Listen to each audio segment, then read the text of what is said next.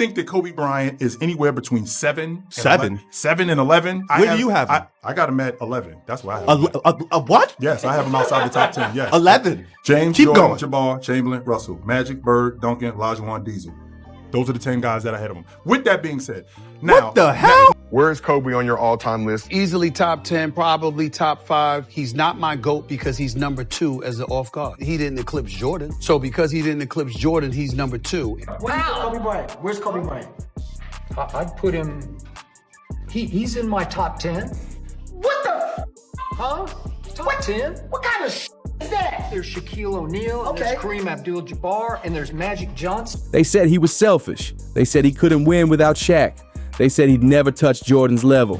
For years, the media dragged Kobe Bryant, questioning his legacy, picking him apart, and comparing him to the league's next chosen one. ESPN analysts were ready to crown LeBron before the man even touched a championship trophy. Is Kobe on your all-time list? Easily top 10, probably top 5. He's not my GOAT because he's number 2 as the off guard. He didn't eclipse Jordan. So because he didn't eclipse Jordan, he's number 2. And because we're making the argument about LeBron in terms of his versatility, being a guy that could play 4 different positions, being a point forward, being a guy that's a 27-point per game scorer, and kind of things that he's been able to do. But LeBron's resume, in a lot of people's eyes, 10 NBA Finals, 4 MVPs, 4 championships. I look at Kobe, and even though I would rather have Kobe, particularly in tight situations, but when you talk about the off-guard position, I think it's MJ and then it's Kobe. My attitude was Kobe's number 2 off guard, so automatically I didn't think about him as the GOAT.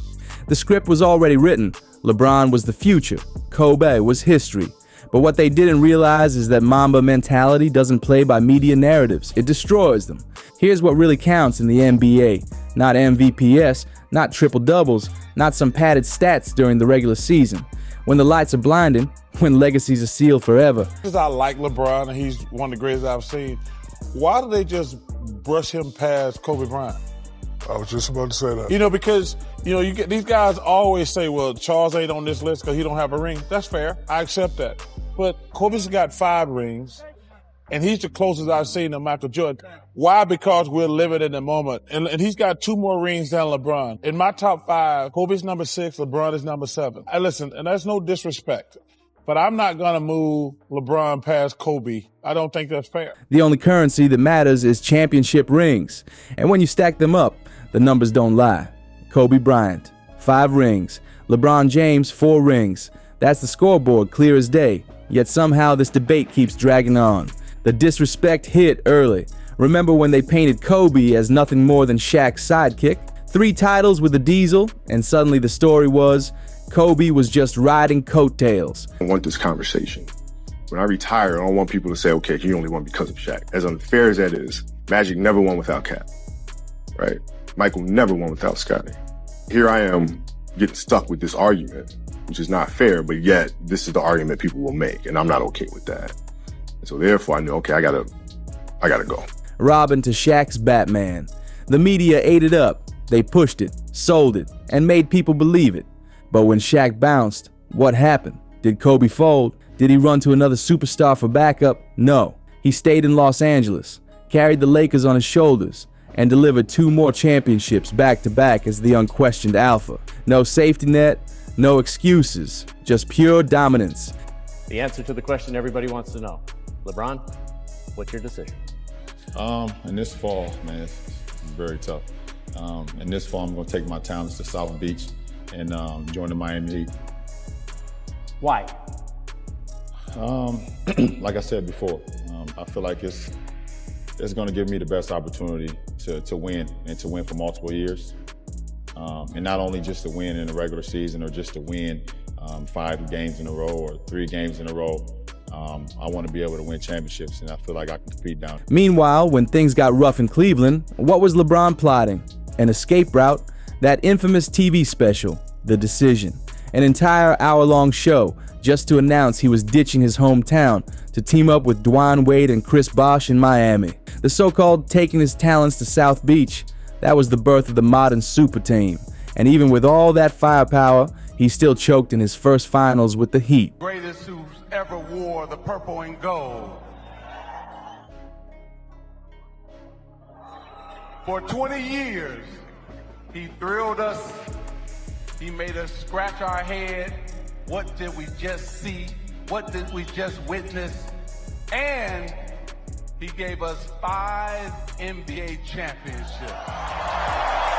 Kobe never needed a televised breakup with his squad. He never begged other prime superstars to save him. He bled purple and gold for 20 years straight. No gimmicks, no detours, no shortcuts. Let's talk loyalty. 2 decades with one franchise through every high and low. From the glory of the three-peat to the pain of missing the playoffs. Through injuries, through hate.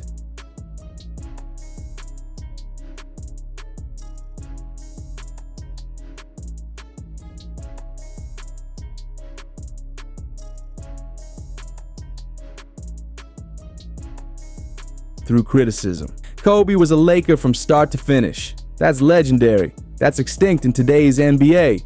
And LeBron, Cleveland to Miami. Miami back to Cleveland. Cleveland to Los Angeles. 4 different chapters if you count the Cavaliers twice. Always chasing the smoother road to another ring. Always looking for the next super team blueprint to ride on. But here's where things get wild. Let's break down those championships one by one. Because not all rings are created equal. Kobe's 5. Basketball on the court, complicated shots, shooting over taller opponents, footwork with extraordinary grace, the elan vital of the athletic balladry that he put on that court. I think there has been nobody better than Kobe Bryant. I think with the kind of will to win and playing through injury. Here's Michael Jordan. He's sick in one game, has a temperature. Scottie Pippen has to take him off the court. Oh my God, look at him. This man played with a broken finger and won a championship, had to rotate the ball off of the broken finger. I'm not denying the genius of Michael Jordan. I'm saying Kobe Bean Bryant, in my estimation, was the greatest basketball player. Studied the game, was a student of the game, worked harder than anybody else, including Jordan, to do what he did. That's why I think he's the greatest of all time. They came against absolute killers in NBA history. The 2000 Pacers led by Reggie Miller, one of the coldest shooters ever. The 2001 Sixers with Allen Iverson at his peak, crossing up everybody in sight. The 2002 Nets with Jason Kidd running the floor like a general.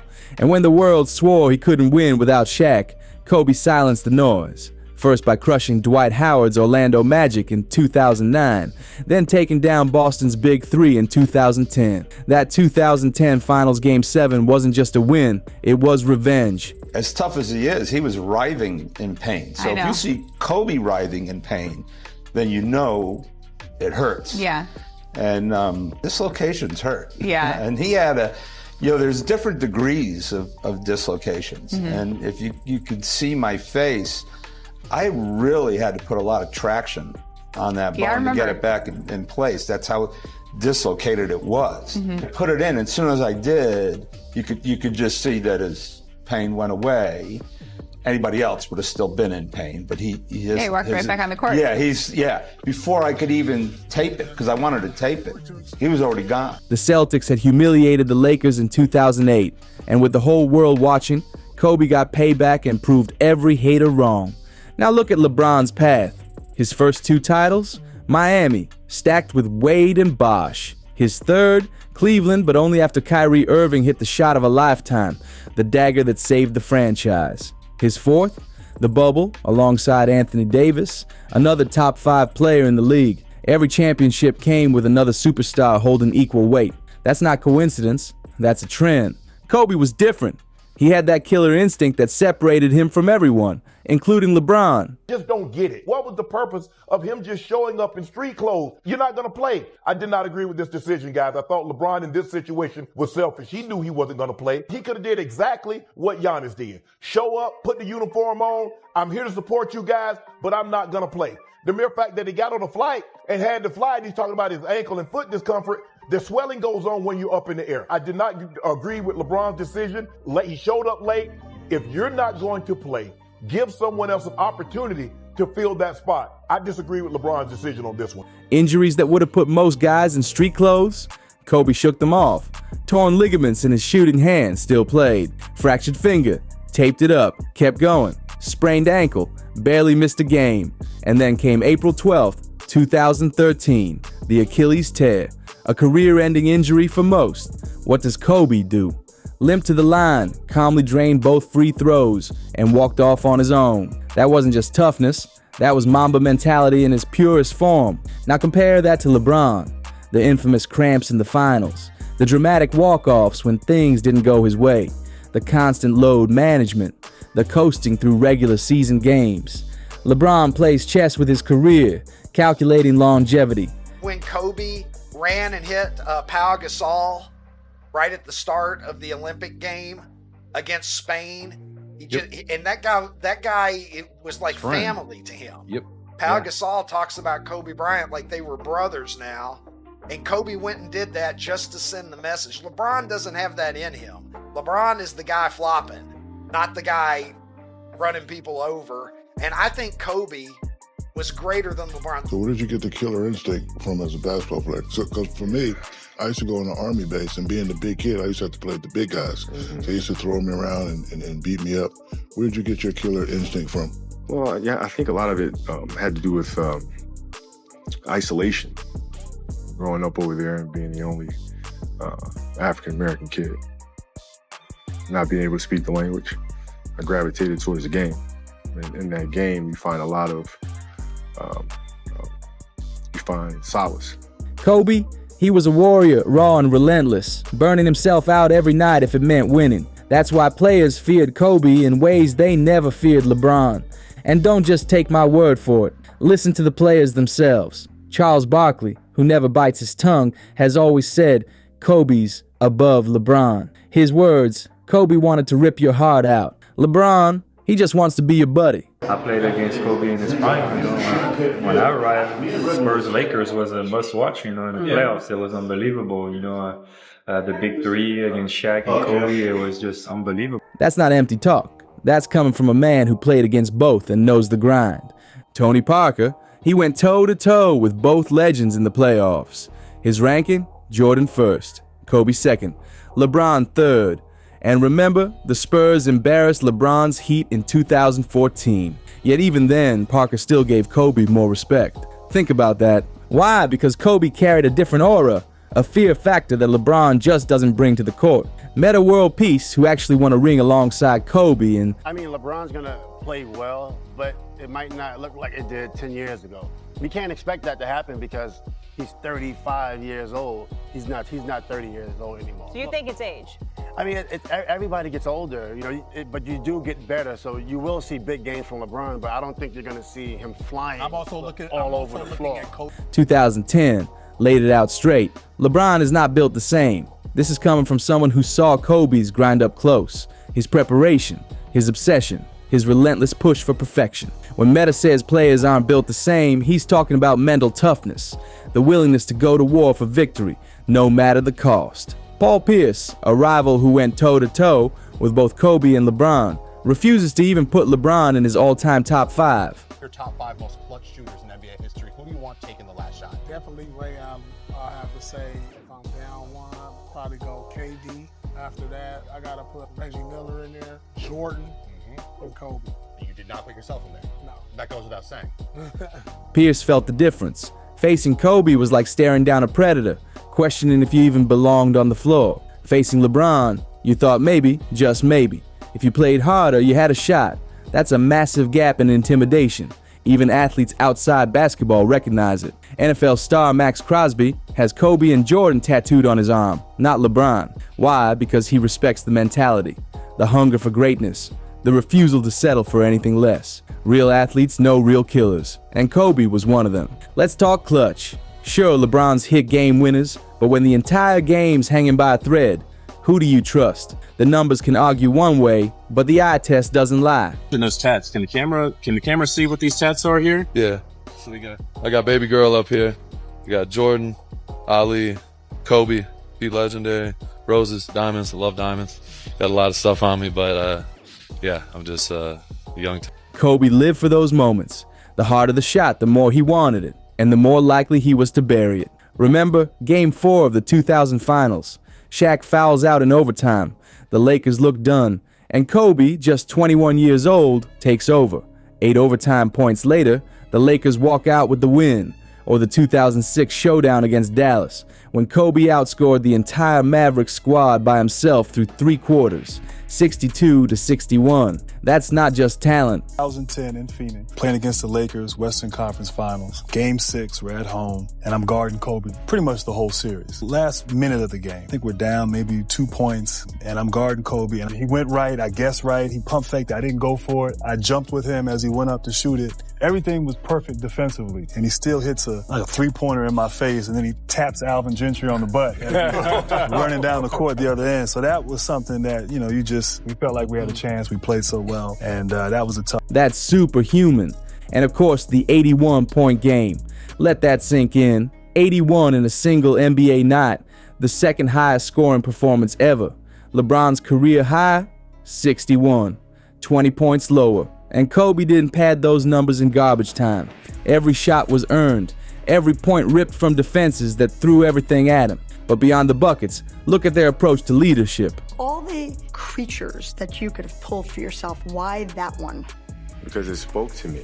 The length of the snake, the accuracy of the snake, the temperament. I step on the court, that's me. I don't play around. I'm not there to be your best friend. I am there to destroy you. He wanted that assassin, that killer character.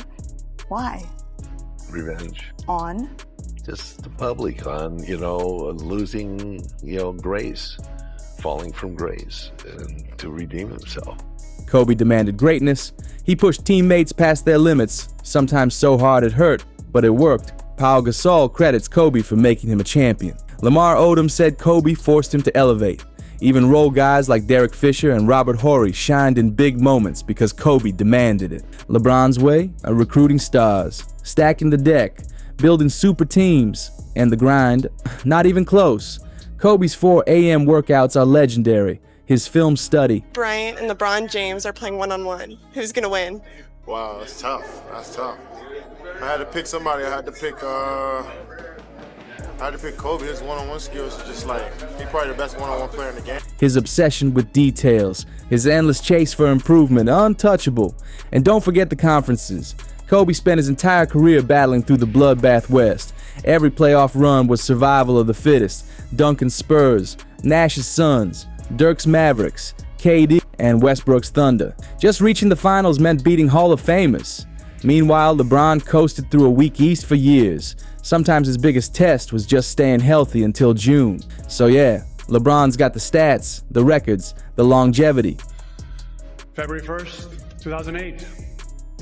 Chris Wallace calls me to his office and gives me the news that I was traded to the Los Angeles Lakers. That obviously changed my life and my career.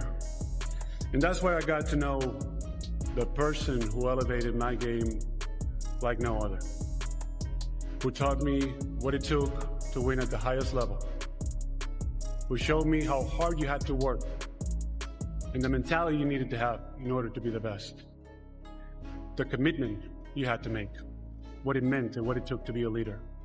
Kobe. The physical gifts, but Kobe had what mattered most: the rings, the respect, the fear, the aura of a man who refused shortcuts. He never joined forces with stars in their prime. He never switched squads chasing an easy path. He never hid behind excuses. He just won, again and again. 5 rings to 4, that's the scoreboard. But it's deeper than numbers. It's about the battles fought, the way those victories were earned, the fire that never dimmed. Kobe didn't care if you liked him, didn't care if you understood him. He cared about winning. Can you contribute to you guys just not quite being able to get over the hump? LeBron James. LeBron had our number every single year. My rookie year was the best series that we had against him. We took him to game 6. After that, it was night, man. It was no matter what we did, he had a counter to that. I'm not gonna say what teammate, you know what I'm saying, but he told the teammate what to do, because the teammate turned around to the bench what's the play? Nah, you go over here. And I gotta give him his flowers. Same, because there was a point D Wade was struggling in the series, so he was cool. Bron just elevated and took it to such a different level, bro, that it was just nothing you can do. It bought D Wade time. It just so happened D Wade, coach at the time, was at IU. He went there, got right. He came back, bro, and he was balling. Even when we were the 1 seed, Bron started hit 7, 8 turnarounds in a row, man. Nothing but net. Great defense. Moments like that where it's all right, man, like chalk. And he did it with a ferocity the game may never see again. The debate will rage, the arguments will fly, the stats will be twisted. I'm truly thankful. I got the chance to play against Michael Jordan, Kobe Bryant, and of course LeBron. I'm going to name those three because we're always talking about the greatest to play the game. Kobe Bryant should and will always, out of my mouth, be named one of the greatest to ever play the game. They deserve to be talked about as a trio, not a duo. But for those who saw it, who lived through it, who watched when the lights were brightest, the truth is undeniable. LeBron James is great, but Kobe Bryant is eternal, and legends never die. Make sure you smash that like button, hit subscribe, and I'll see you on the next one.